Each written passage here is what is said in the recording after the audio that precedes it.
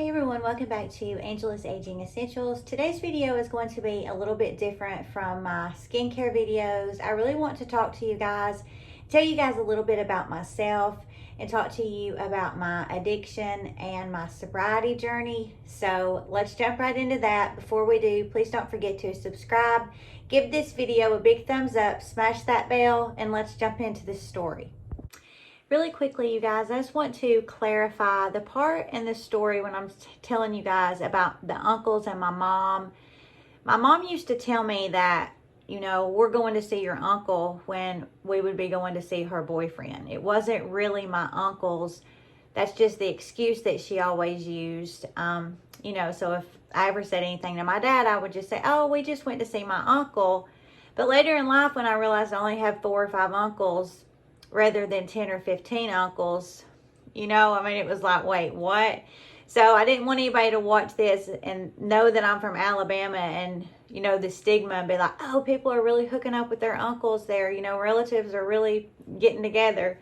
No, just wanted to clarify. These were not my uncles. These were just my mom's boyfriends. But that's the excuse she always said was, it's just your uncle. But it was not my uncles. So I have a lot of different things on my channel as far as, different topics. I didn't want to just do a channel and it just be dedicated to skincare or, true crime or about addiction and recovery. I really wanted to, just make it my own channel and just kind of share things with you guys that make me who I am, whether that's stories or experiences or interests, hobbies, just the things that make up Angela. So I'm 42 years old. I live in a really rural, small town in Alabama. I've been married to my husband for 16 years. We have 2 daughters together. One daughter went through college, living her best life, and then we have a 14-year-old who is still at home. And I am just trying to mentally prepare myself so when she leaves, I don't go through the empty nesting syndrome, but we got a few years before that happens. Looking back on really trying to pinpoint when my addiction started, I was in a relationship with this guy who was verbally, mentally, physically abusive. He was horrible. I was in a relationship with him for 5 years. About 6 to 8 months in our relationship, I remember him giving me my first, pain pill. And I remember taking it and it just, it instantly numbed me to everything. And when I say everything, I've had a lot of struggles in my life. Who hasn't? I found out when I was 18 that my biological dad wasn't my real dad. I do not have a good mom. I didn't have the kind of mama that taught me how to cook and how to clean the house. I had the kind of mama who cheated on my dad all the time, always took me with her. I had more uncles than, all her boyfriends were my uncles. So I learned at a very, very young age how to lie to people and how to manipulate people. That carried through my whole life. So when I got in this relationship and I could take that pill that he gave me and it numbed me to everything, especially the way that he treated me. He cheated on me all the time. It was just horrible. I really liked that feeling. So that feeling carried over and, it just progressed. It just got worse. I finally decided that I needed to get out of that relationship after he choked me to the point where I had passed out. I come to, my eyes were filled with blood. I just completely felt myself fading in that moment. He done that all the time, but that time was different. Like that time he almost took my life and I knew that I needed to get out of that relationship. And so I did. And after that relationship, I met my husband several years after that. And I still had this addiction. It was like the skeleton in my closet. Nobody knew about it. I spent all of my money on pills. I doctor shopped. It was just a way of life. I was addicted. My husband we've talked about it, and he's seen a lot of warning signs, but, you are always, when you're a good spouse, you want to believe the best in each other. You don't want to think that the other one is doing, something secret in the closet. But he knew something wasn't right. And to make a long story short, I decided that after 20 plus years of being an addict, I will never forget this. I remember it like it was yesterday. I had gotten out of the shower, and I was just standing there looking in the mirror. And I was just looking at myself in the mirror. And I just stood there and I thought, who is this person? Who are you? And I just immediately got this feeling, and I thought, if the Lord plucked me from the earth right here and right now, there's not one single person that would really have anything good to say about me. She's a liar, she's a thief, she's all the time scheming and scamming, can't believe anything she says, she only cares about herself. And I didn't like that. I did not like looking in the mirror and realizing for so long I did not even know who I was. So I decided that I was going to change all of that. I wanted to get clean. If you are somebody who is struggling, you are never going to get clean for somebody else.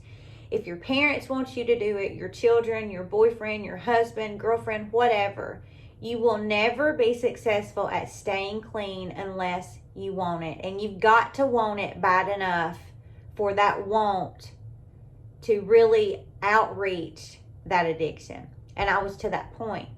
I was sick and tired of, running out of medicine and having withdrawals and puking and, pooping and shaking and having the chills. And, I was tired of eating up to 30 or 40 pills a day. When your addiction starts, you can take that one pill. As your addiction progresses, you get in a situation where you are chasing that first high.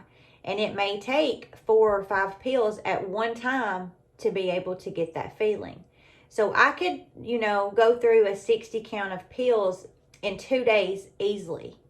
I was just so over it. I was just so over all of it. Everything that came with addiction. The hunt, spending the money, not recognizing myself, putting my family through hell. I was fed up with all of it. So I decided that I wanted to get clean, and I knew if I could get clean, that I could stay clean because I wanted it bad enough. I ended up putting myself in a rehab, and I did 31 days in this rehab, and I learned a lot in this rehab that I didn't know about myself. Like I learned, what my triggers were, how to avoid those triggers.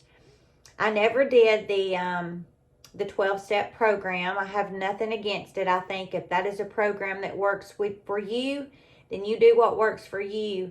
But for me, I had support of my family. I was surrounded by positive people, and I wanted to stay clean. I applied all the things I learned in rehab and really brought home with me.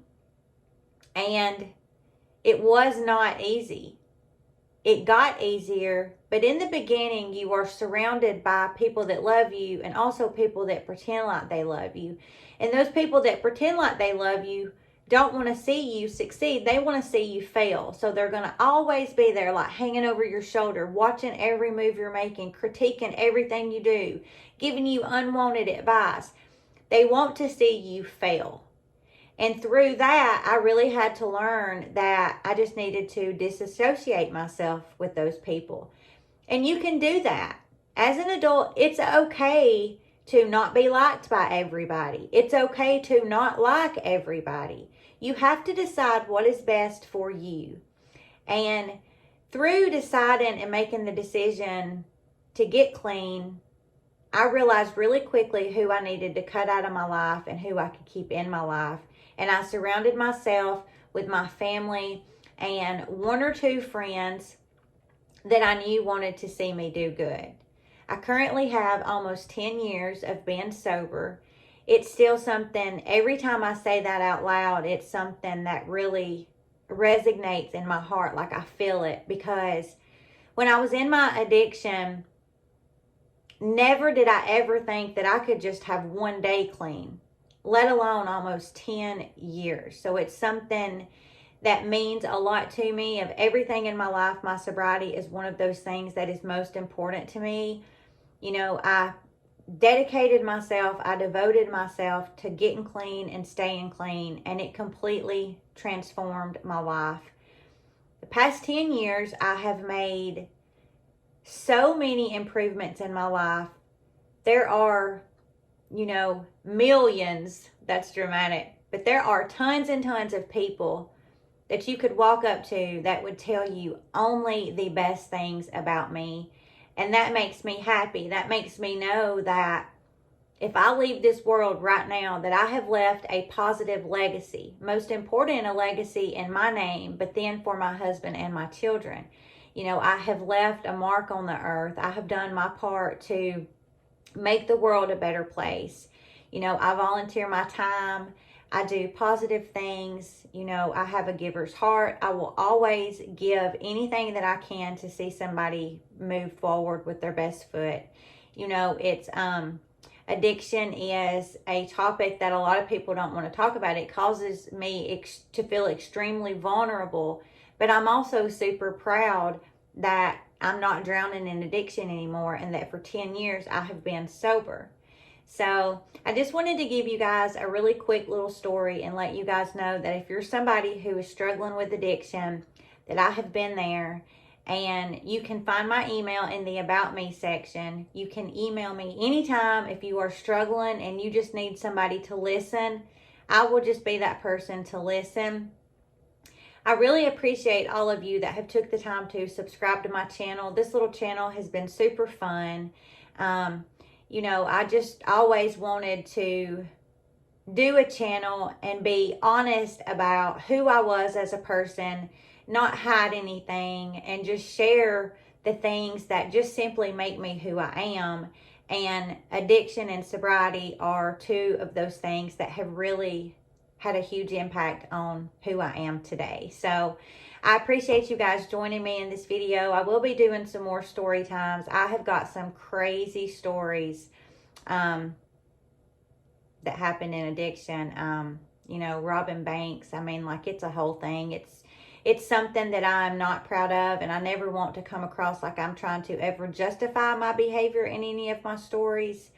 But some of my stories are just almost unbelievable. It just, that addiction will get you, and it'll really make you do some crazy things that you never thought you would do before. So if I can share those stories with you guys of the ignorance and the stupidity that was occurring in my life that affected my decision making, and it can change you from making bad decisions, then I want to be that person. And something to leave you with is you are always one decision away from changing your entire life, good or bad. You can make one bad decision and change your entire life. You can make one good decision and change your entire life as well. As an adult, you have the choice. The choice is yours. You're in control of your life. Nobody else is. So you can choose to make those decisions, good or bad, and move forward. I hope you guys have a beautifully blessed week. Thank you for listening to me ramble. Be looking for those stories that I'm going to share with you guys. Hope you guys don't think I've completely lost my mind through sharing some of these stories. Thanks, guys. See you next time.